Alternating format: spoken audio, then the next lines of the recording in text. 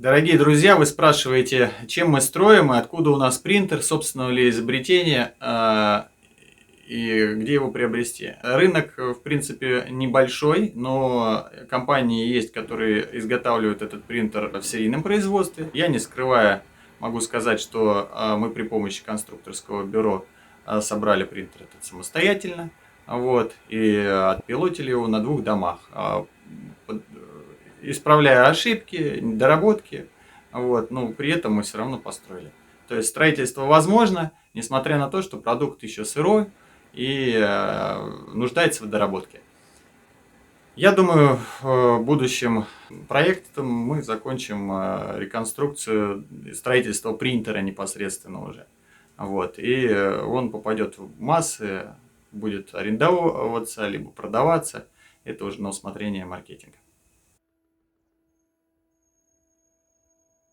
Немножечко хотел бы рассказать вам о самом принтере.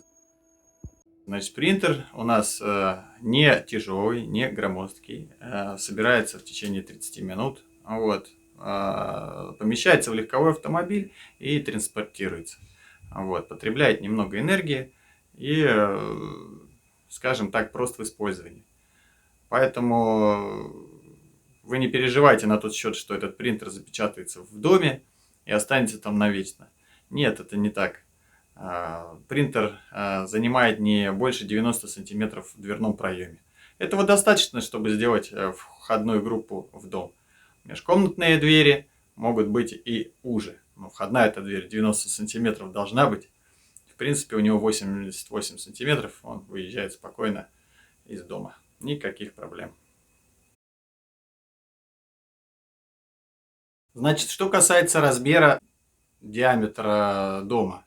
Размер дома может быть 6-метровым, 12-метровым и 9-метровым. 12-метровый мы еще не построили, 9-метровый двухэтажный и 6-метровый одноэтажный мы уже построили.